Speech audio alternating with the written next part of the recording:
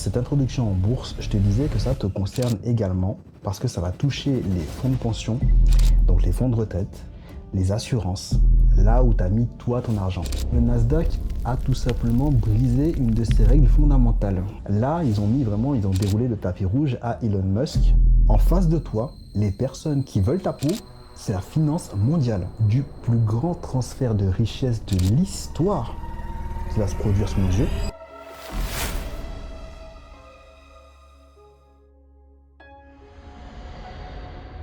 Comme je t'ai expliqué dans la précédente vidéo, c'est tout simplement la smart money va vendre leurs actions. Et là, tu vas me dire, mais comment c'est possible qu'ils vendent leurs actions? Parce que normalement, la SEC, donc la SEC, qui est tout simplement le gendarme boursier, les États-Unis qui s'occupent justement de réguler tout le marché boursier, normalement, ils ont des règles qui sont plutôt strictes et qui disent que normalement, les initiés n'ont pas le droit de vendre leurs actions avant un certain délai. Et souvent, le délai qui est plafonné, c'est souvent 6 mois. Donc pendant 6 mois, normalement, ils ne peuvent pas vendre leurs actions. Après, je vais essayer d'éviter de m'attirer des ennuis, donc je vais pas forcément trop vous expliquer tout ce qu'il y a derrière les mécanismes, ok? Ça, je vous expliquerai peut-être un jour plus tard, ou on verra si j'arrive à être régulé, on va dire de façon officielle, par justement, par exemple, la FINMA, qui est l'autorité des marchés financiers en Suisse. Vous, en France, vous avez l'AMF, donc l'autorité des marchés financiers.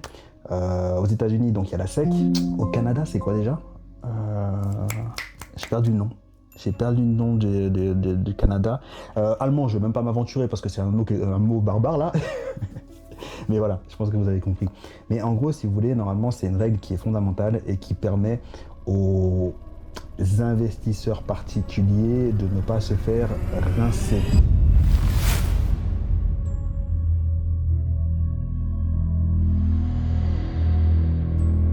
Ok, voilà, comme je te l'ai dit, la bourse, c'est un jeu de malin. C'est comme ça que ça fonctionne. Après, ça ne veut pas dire que c'est une mauvaise affaire. Ce qu'il faut bien comprendre, c'est que les premières heures, les premiers jours et même les 6 premiers mois, il va y avoir énormément de volatilité sur l'action SpaceX. Donc, moi, ça c'est un conseil. Normalement, je sais que tout le monde te dit sur YouTube, ah, je ne veux pas te conseiller un investissement, non, c'est un conseil.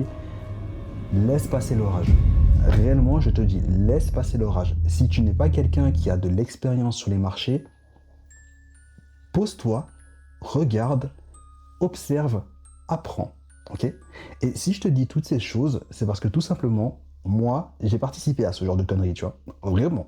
J'ai participé à des IPO, je me suis fait casser la gueule. Parce que ce qu'il faut bien comprendre dans ce type d'IPO, ils sont surmédiatisés, surtout quand c'est SpaceX, Elon Musk, etc. Il y a beaucoup de choses. Et ce qu'il faut comprendre, c'est qu'en face de toi, les personnes qui veulent ta peau, c'est la finance mondiale. Donc si toi, tu penses que sur ton téléphone, tu vas pouvoir rivaliser avec des fonds tels que BlackRock, Vanguard, des fonds d'investissement qui sont hyper stratégiques, qui utilisent comment on appelle ça déjà, le trading à haute fréquence. Ce qu'il faut savoir, c'est que toutes ces institutions que je viens de te citer, toutes ces entreprises, c'est des entreprises qui sont connectées directement aux places boursières. Donc ce qui veut dire que eux, quand ils achètent ou ils vendent et placent un ordre, c'est en millième, de centième, de millième de seconde. Ils cliquent, leur ordre il est envoyé. T'as même pas le temps de cligner des yeux que l'ordre il est déjà envoyé. Acheter, vendu, acheter, vendu, acheter, vendu. Donc si toi tu penses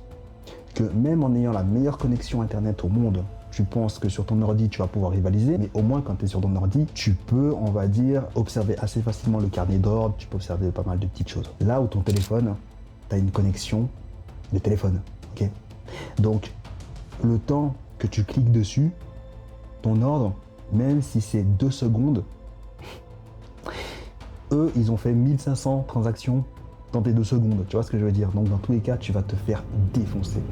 Et même si tu penses que tu vas pouvoir sortir en disant ouais là le prix il est bien, vas-y je clique, je sors, ça marchera pas. Ça marchera pas, tu vois, ça marchera pas parce qu'il y aura tellement justement d'ordres de volatilité et surtout même des ordres prioritaires, ça passera pas. Ça, voilà. Donc moi je te dis, fais très attention à ça. Ça veut pas dire que c'est une mauvaise action, que ça vaut pas la peine, que c'est pas intéressant. Comme toutes les choses que je te dis moi sur cette chaîne, apprends, intéresse-toi, mais creuse et surtout forme-toi. Vraiment forme-toi, tu vois. La bourse, c'est vraiment un endroit qui est magnifique, qui est vraiment hyper intéressant quand tu comprends et tu connais les règles du jeu, mais c'est pas fait pour tout le monde.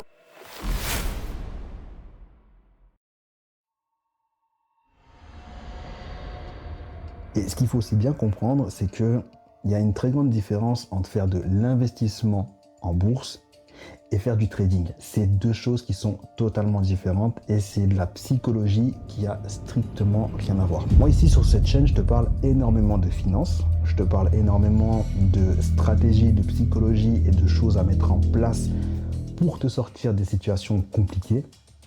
Mais il faut aussi bien comprendre que ça demande énormément d'efforts, de connaissances et de sacrifices, tu vois.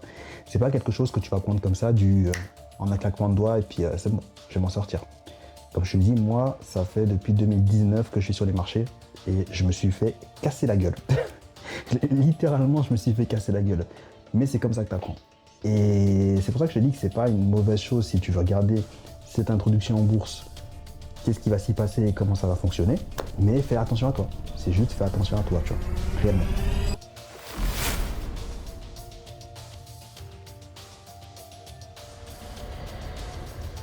Ce que je voulais te dire aussi, ce qu'il faut savoir avec cette introduction en bourse, je te disais que ça te concerne également parce que ça va toucher les fonds de pension, donc les fonds de retraite, les assurances, là où tu as mis toi ton argent. Et c'est pour ça que je te dis qu'au tout départ, tu n'as peut-être pas l'impression que ça va te concerner, mais ça va te concerner. Parce que ce qu'il faut comprendre, c'est que le Nasdaq, donc le Nasdaq, c'est tout simplement, comment je vais te dire ça, on a deux indices qui sont très importants, ok, aux États-Unis.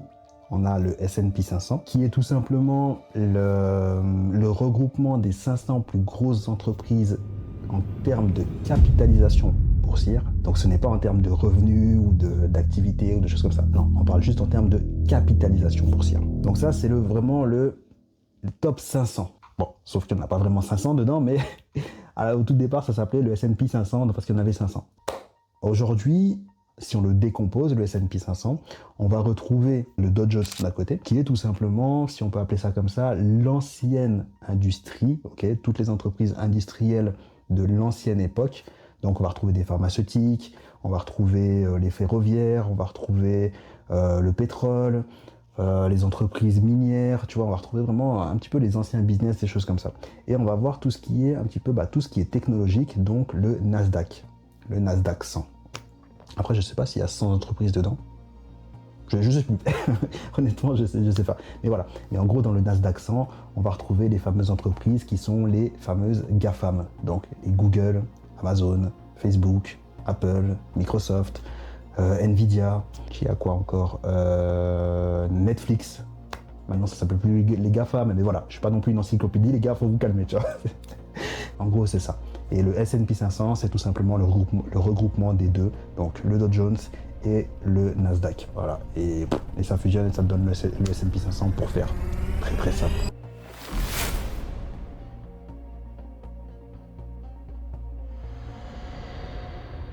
Et en fait, ce qu'il faut savoir, c'est qu'avant ça, le Nasdaq avait une règle qui était très particulière et qui était qu'avant qu'une entreprise puisse être intégrée dans cet indice qui est prestigieux, il fallait répondre à une certaine demande hyper qualitative. Donc c'était vraiment le top du top, il fallait répondre à ces critères. Si tu rentrais pas dans ces critères, eux c'était... Allez, salut. Tu vois. Et ils t'envoyaient bouler. Sauf qu'avec cette introduction en bourse de SpaceX, il y a un très très gros changement et ça les gens ne sont pas au courant. Et encore moins les particuliers. Et c'est pour ça que je te parlais au tout début du plus grand transfert de richesse de l'histoire qui va se produire sous nos yeux. Et c'est pour ça que ça va être très intéressant de le regarder. C'est parce que, comme je viens de te le dire, le Nasdaq a tout simplement brisé une de ses règles fondamentales. Et avec ça, ils ont permis à Elon Musk, avec SpaceX, de pouvoir faire rentrer SpaceX directement dans le Nasdaq 100. Alors qu'auparavant, tu vois, il fallait au moins attendre 6 mois. Parce qu'en fait, la règle principale du Nasdaq était tout simplement que, avant de pouvoir rentrer dans l'indice du Nasdaq, c'était de permettre au marché de pouvoir justement vivre sa propre vie, donc de pouvoir attendre que la volatilité du marché diminue. Et le fait que la volatilité diminue, ça permet que le prix se stabilise. Mais quand tu as un prix qui fait que comme ça, tu peux pas vraiment savoir combien tu dois acheter de parts, tu vois. Toi, en tant que particulier, tu te diras, ouais mais moi je m'en fous, moi. Tu vois, tu te diras, moi je m'en fous, moi je vais acheter 10 actions. Ok, même si ça coûte 135 balles, je vais en acheter que 10. Tes 10 actions, toi tu pourras les acheter sans problème. Mais c'est là où ce que je vais te raconter ensuite, tu vas comprendre le pourquoi de la volatilité était si important, ce critère.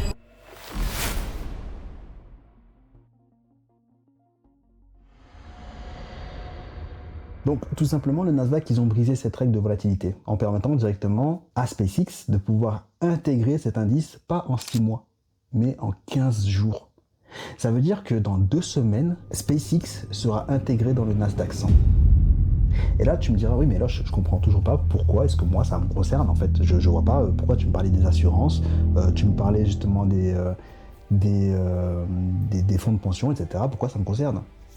Parce que ce qu'il faut savoir, c'est que les assurances et les fonds de pension, la chose qu'ils achètent le plus, parce que eux ne veulent pas se prendre la tête et veulent se sécuriser, tu vois, ils achètent énormément d'ETF. Alors, les ETF, pour les personnes qui ne savent pas ce que c'est, je vais vous expliquer très rapidement comment je vais vous expliquer ça vraiment sans utiliser trop de termes boursiers pour pas vous perdre. Imaginons que... comment je pourrais expliquer ça? Voilà, j'ai trouvé mon explication, comment je peux t'expliquer tout ça. Ok. Imaginons que tu es un magasin, justement un centre commercial qui vend de la nourriture. Dans ce magasin de bouffe, tu as des fruits et légumes. Peu importe, que ce soit des ananas, que ce soit des poivrons, que ce soit des pommes, des poires, des pêches, des bananes, je sais pas moi, de la laitue, je sais rien. Voilà, tu m'as compris, ok. Toutes ces choses, ok, tu pourrais te dire, vas-y, j'ai envie de les acheter une par une. Et à chaque fois, je regarde quel est le meilleur prix de chaque aliment.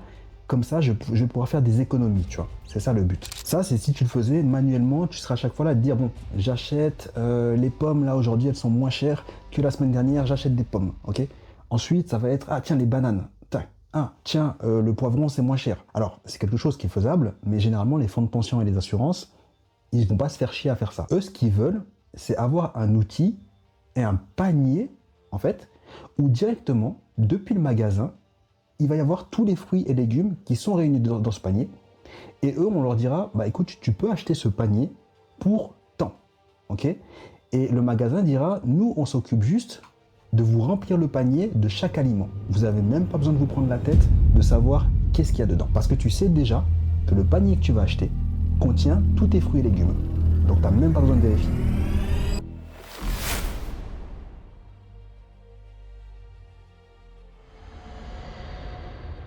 Et en fait, les ETF, c'est exactement la même chose. Sauf qu'à la place que ce soit le magasin, ça va être des émetteurs. Et ces émetteurs, c'est des émetteurs qu'on appelle justement les plus connus. Donc on va retrouver BlackRock et on va retrouver Vanguard. Après, t'en as d'autres. T'as 21 Shares, il y en a plein, il y en a plein. Mais en tout cas, t'as les deux plus gros connus, entre guillemets, ceux qui prennent en tout cas déjà tout le marché. Et eux, c'est eux qui s'occupent de mettre en place en fait ces paniers. Et ces paniers, justement, tu les achètes chez BlackRock ou chez Vanguard. Et ensuite, toi, tu peux les acheter à un certain prix. Et ce prix, par exemple, 100 balles, tu as ton panier et eux s'occupent juste de faire, comme je te l'ai dit, d'acheter ou vendre les actions qu'ils ont besoin ou de les sortir si elles sont plus dans l'indice. Et tes assurances et tes fonds de pension font exactement la même chose.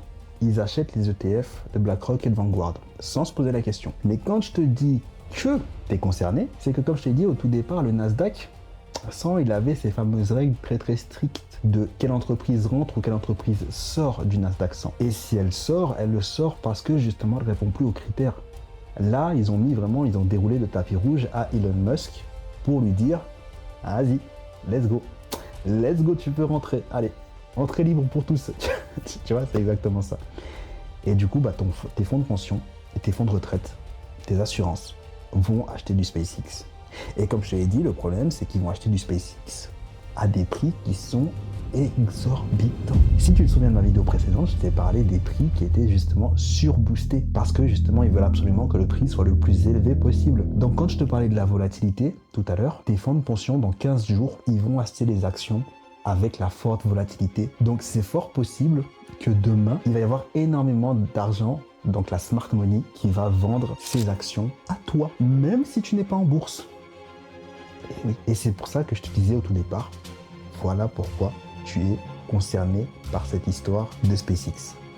Même si tu ne pensais ne pas l'être. Si la vidéo t'a plu, n'hésite pas à liker, à t'abonner, à laisser un petit commentaire, à partager la vidéo à des personnes qui peuvent être susceptibles ou qui traversent la même situation que toi.